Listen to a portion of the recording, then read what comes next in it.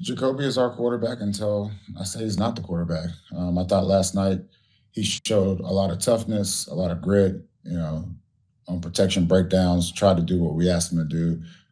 But I would say just as a team, as a coaching staff, we just got to be better.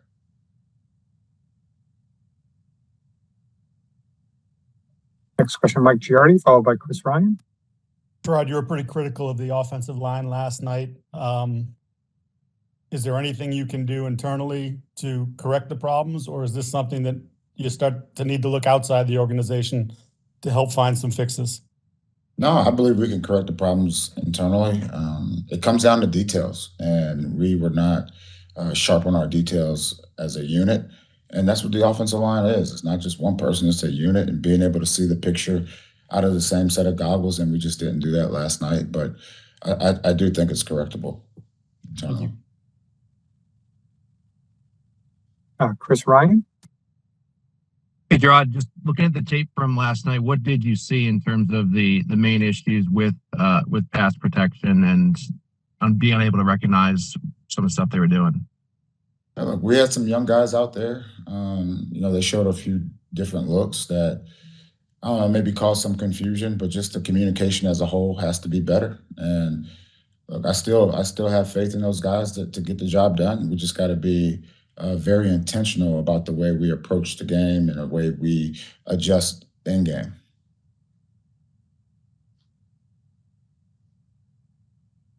I'll open it up for additional questions.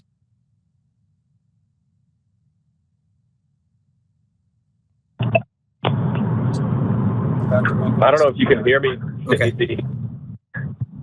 This is Phil Perry. I don't know. Can you hear me? Phil, jump in, and then I'll step back. Go ahead, Phil. Sorry, I'm on the audio only version. Jerod, I'm just curious if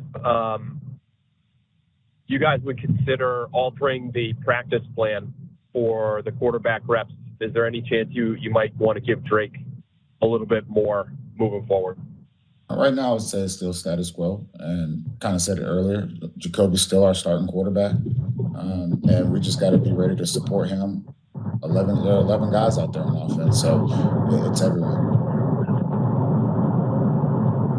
So to answer your question, that's really not under consideration at this time. Next question, Mike Reese, followed by Chris Ryan.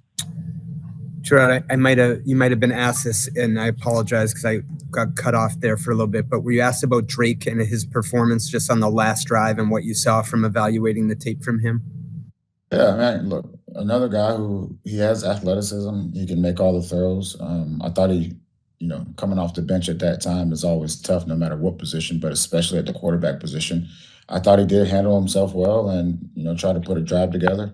And something to build off of. I thought it was a good opportunity for him to go out there and get some live reps.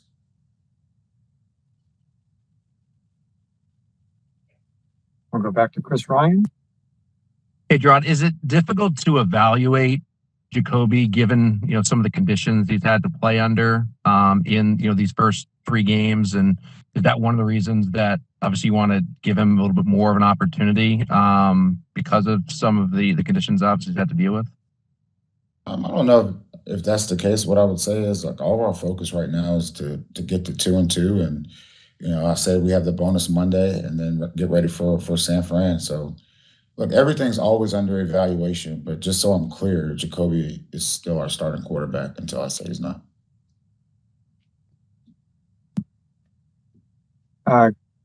It's a Keegan Stiefel. Who are you with? Madison. Go ahead.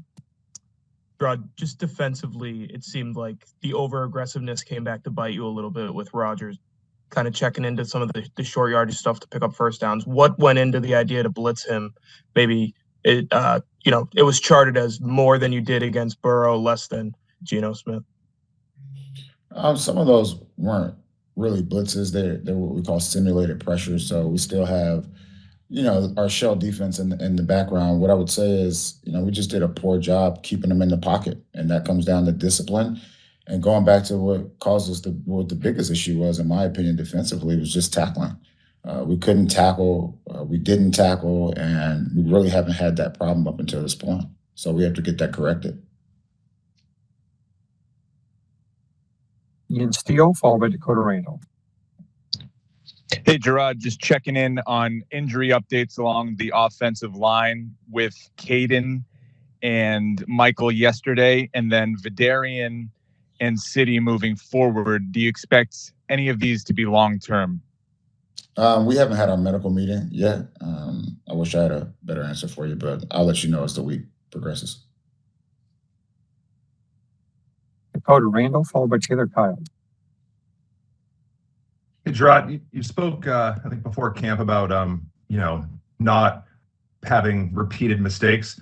We saw Marco Wilson get the DPIs in the first 2 weeks, Kate in the illegal formations in consecutive weeks. How do you balance, being patient with those guys, but also being firm on not allowing repeated mistakes?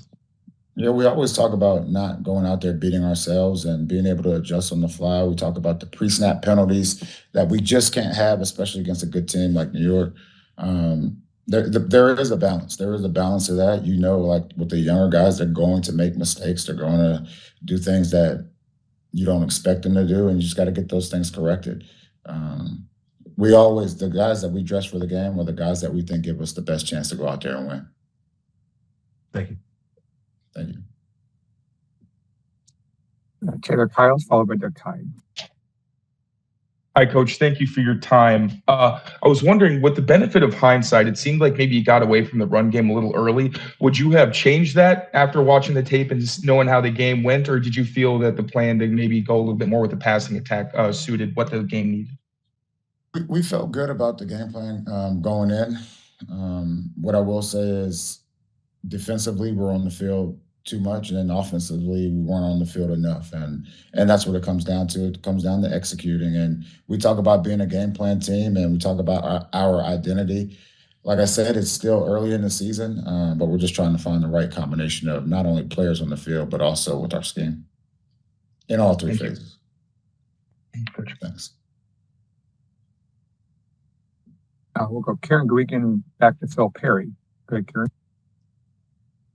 Hey, Jerod. Hi, How did you feel that the communication went with Jelani, I believe, having the green dot? And is that something that's going to have to be kind of a work in progress in Bentley's absence? I didn't think the green dot communication was a problem at all.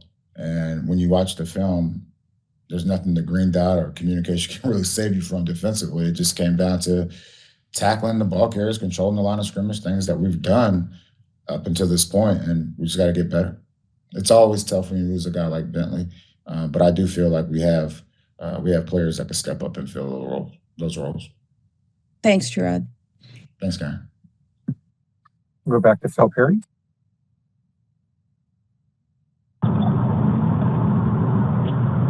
Jerod, I'm wondering on a couple of the hits that it looked like maybe Jacoby took last night, including the very first play of the game for you guys offensively. There's an unblocked rusher, but it looks sort of like that person it's part of the design that he's not blocked. How have those keeper plays, do you think, how have they worked for you guys? Yeah. Is there anything you can do to sort of mitigate the pressure that happens on those? Yeah, I mean, look, that's part of it. You go into a game and you watch a lot of film on these guys. They do one thing. You think you're trying to anticipate what they're going to do. They do something different. And I thought Jacoby on that play really did a good job just getting the ball out of his hands. It's just one of those, they were in the right call and we were not in the right call. So